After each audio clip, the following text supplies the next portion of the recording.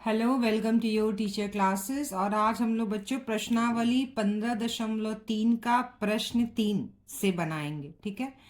प्रश्न 3 है, निम्नलिखित आकृतियों की परिमिति ज्ञात कीजिए। ठीक है। तो यहाँ पे हमें एक आकृति दी गई है और इसका जो त्रिज्या है, अर्धवृत्त का जो हमारा ये त्रिज्या है, ये हमें दिया गया है 7 सेंटीमीटर। ठीक है। यानी O पॉइंट से लेकर A पॉइंट तक का जो हमारा लेंथ है वो 7 सेंटीमीटर यानी त्रिज्या। तो अर्धवृत्त की परिमिति हमें ज्ञात करना है। तो त्रिज्या हमें कितना दिया गया, R बराबर 7 सेंटीमीटर। तो हम यहाँ लिख लेंगे R कितना है हमारा 7 सेंटीमीटर। तो अर्धवृत्त की जो परिमिति होती है वह क्या होता है, सूत्र उसका पाई आर प्लस 2R। ठीक है। तो हम इसको रख देंगे इसमें। पाई का मान कितना 22/7, आर कितना है हमारा 7, तो गुने 7 सेंटीमीटर प्लस 2 गुने 7 सेंटीमीटर। ठीक है। 7 से 7 ये हमारा कट गया तो कितना हो गया बच्चों, 22 सेंटीमीटर प्लस 2 सत्ते 14 सेंटीमीटर। और ये कितना हो गया हमारा, 2 1 3 और 4 और 2 6, 36 सेंटीमीटर। ठीक है। चलिए बच्चों, यहाँ पे हमें दूसरी आकृति दी गई है। ठीक है। इस आकृति में देखिए तो आपको 4 अर्धवृत्त दिखाई देंगे। ठीक है। एक ये, दूसरा, ये तीसरा और ये चौथा। ये जो लाइन है, ये जो लाइन आप देख रहे हैं, जब 4 अर्धवृत्त बन रहे हैं तो ये जो हमारा अंदर का एरिया है वो वर्ग के जैसा दिख रहा है। ठीक है। तो हमको क्या निकालना है, परिमिति निकालना है। तो किसी भी आकृति की जब हम परिमिति की बात करते हैं तो उसका जो बाहरी परिसीमा होता है वही हम निकालते हैं। ठीक है। किसी भी आकृति का जो हमारा बाहरी सीमा होता है, ठीक है, जो हमारा बाहरी सीमा होता है, ठीक है, जो हमारा बाहरी सीमा होता है उसे ही हम क्या करते हैं, ज्ञात करते हैं, बाहरी सीमा, या हम इसको परिसीमा भी कह सकते हैं। ठीक है। उसको हम क्या कह सकते हैं बच्चों, परिसीमा। हम परिसीमा भी कहते हैं या बाहरी सीमा, जो भी आप कहिए। ठीक है। तो ये जो बाहरी परिसीमा है इसकी आकृति को ही हम ज्ञात करते हैं। तो क्या वर्ग का भी हमें परिसीमा ज्ञात करना होगा? नहीं, वर्ग का परिसीमा हमें यहाँ ज्ञात नहीं करना है, क्योंकि इस आकृति का जो बाहरी सीमा है, यानी जो परिसीमा है, उसको हमको ज्ञात करना है। तो एक अर्धवृत्त का हम परिमिति ज्ञात कर लेंगे और फिर चारों अर्धवृत्त का परिमिति हमारा निकल जाएगा, तो हमारी पूरी आकृति का जो है वो परिमिति ज्ञात हो जाएगा। तो हमको पता है बच्चों कि हम किसी भी वृत्त का जो हम परिधि होता है वो कितना होता है, C बराबर पाई डी होता है। ठीक है। C बराबर पाई डी होता है।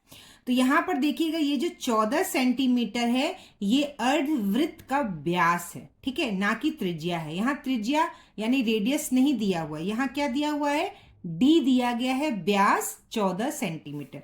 तो यहाँ डी हमारा क्या है बच्चों, 14 सेंटीमीटर है। ठीक है।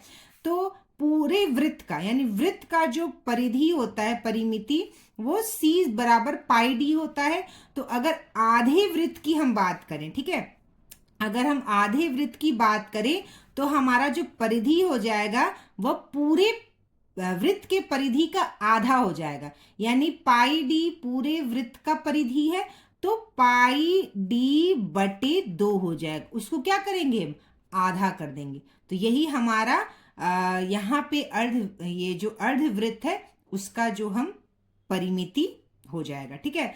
तो अर्धवृत्त का परिमिति के लिए हम यहाँ पे लिख दीजिए, यहाँ पे हम लिख देंगे अर्धवृत्त।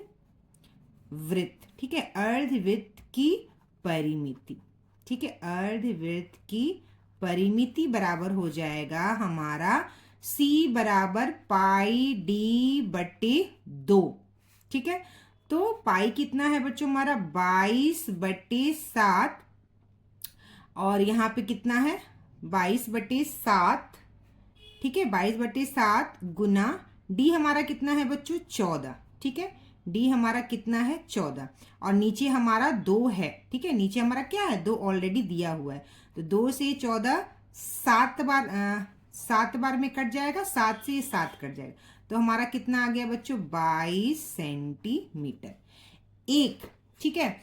एक अर्धवृत्त की परिमिति 22 सेंटीमीटर है। ठीक है, एक अर्ध, यहाँ पे हम लिखेंगे एक अर्ध वृत्त, है ना। एक अर्ध वृत्त की परिमिति जो हो गई हमारी, वो कितना हो गया बच्चों हमारा 22 सेंटीमीटर। वो कितना हो गया हमारा 22 सेंटीमीटर, ठीक है।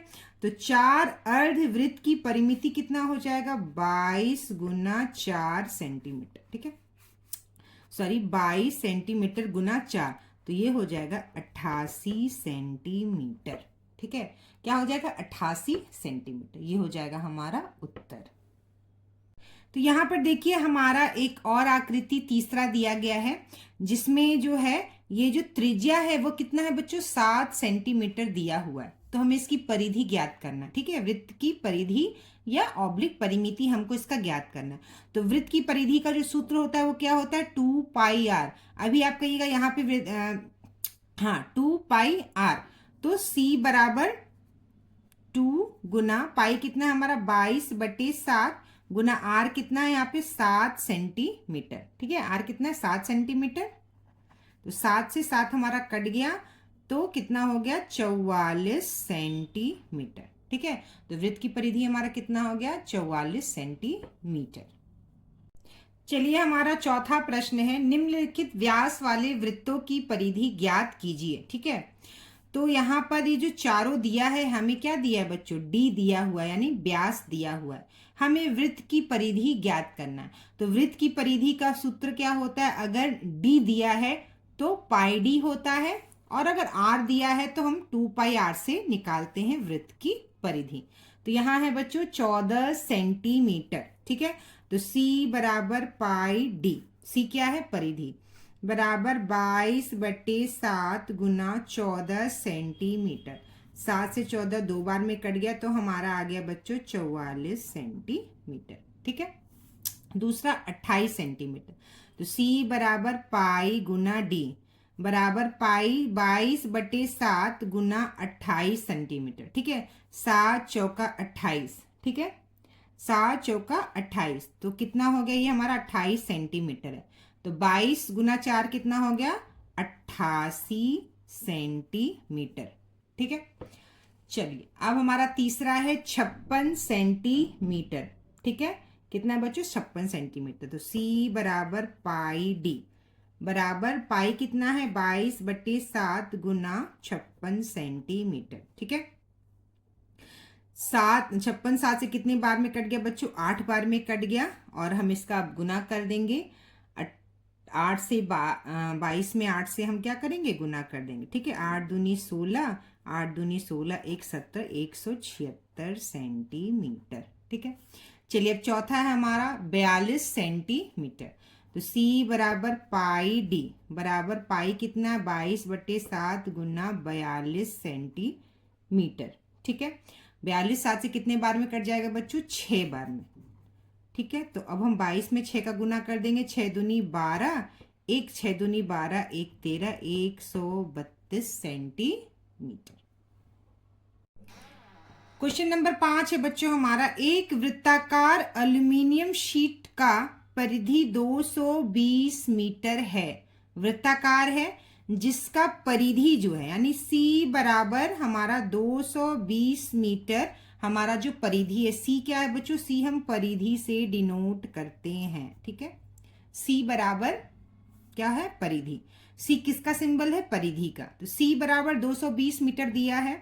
तो शीट की त्रिज्या तथा व्यास ज्ञात कीजिए, ठीक है।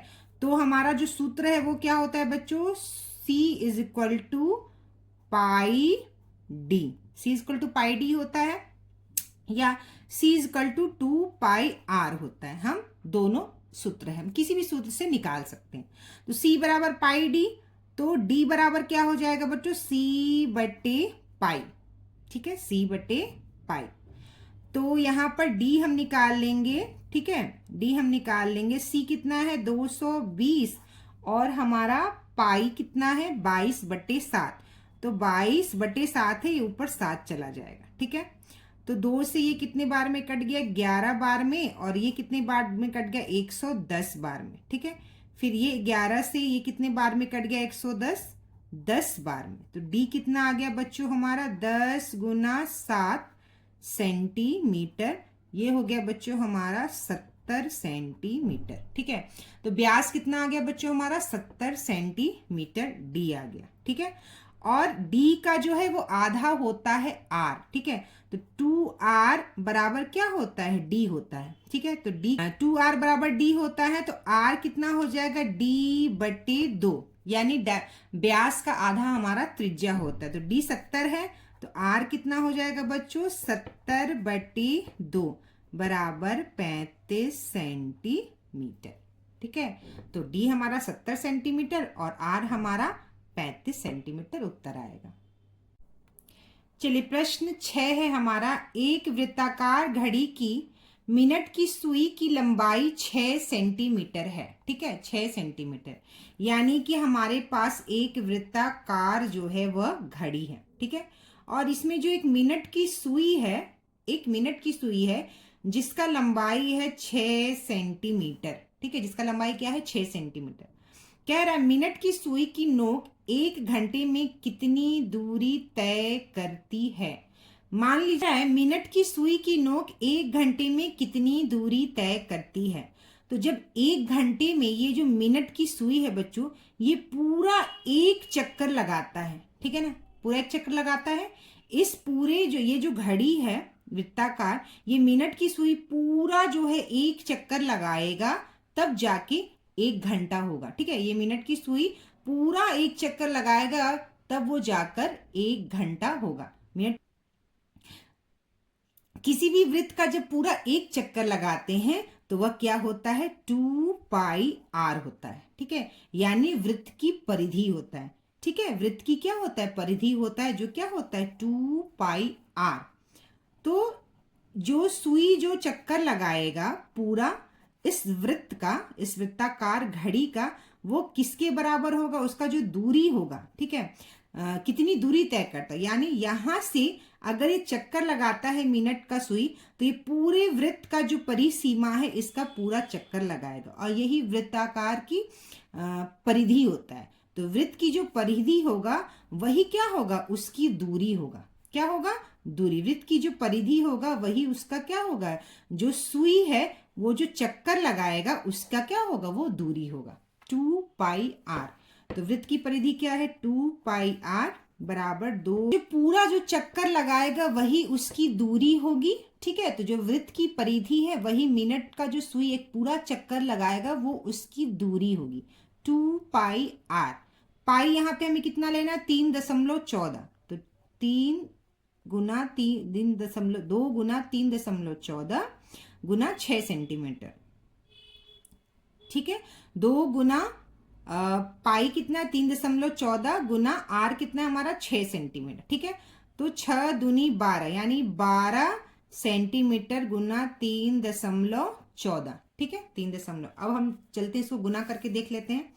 3.14 में जब हम 12 से गुना करेंगे तो 2 4 दूनी 8, 2 1 2, 2 3 6, 1 4 4, 1 और ये हो गया 3। तो हमारा कितना हो गया, 8 6 7 3, 2 अंक के बाद दशमलव, 2 अंक के बाद दशमलव। तो हमारा कितना आ गया, 37.68 सेंटीमीटर। ये क्या है बच्चों, तय की गई दूरी। ठीक है, तो क्या है ये हमारा उत्तर, क्या है, तय की गई दूरी।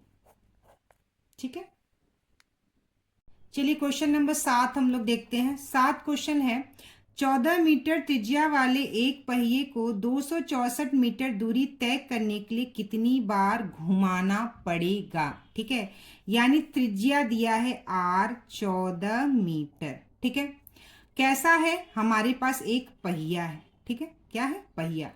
कह रहा है इसका त्रिज्या 14 मीटर दिया गया है। तो कह रहा है एक पहिए को 264 मीटर दूरी तय करने के लिए कितनी बार घुमाना पड़ेगा। ठीक है, तो इस वृत्ताकार हमारा पहिया एक वृत्त के आकार का है। तो वृत्त के आकार का है तो हमारा जो परिधि हो जाएगा, इस पहिए का जो हमारा परिधि होगा वो क्या होगा बच्चों, 2πr होगा। ठीक है, यानी एक बार अगर यहाँ से हम यहाँ से अगर पूरा एक चक्कर अगर हम किसी भी वृत्त का घुमाते हैं तो उसका जो पूरा परिसीमा, उसका जो परिमिति होता है वो उसकी दूरी होता है। ठीक है, उसका जो दूरी होता है वो परिमिति होता है। यानी कि एक चक्कर के लिए 2πr वह घूमता है, ठीक है। एक चक्कर के लिए क्या करना पड़ता है बच्चों हमको, वो क्या करता है 2πr पूरा हम निकालते हैं। एक चक्कर के लिए हमें पूरा 2πr निकालना होता है, इस बात को ध्यान रखिए।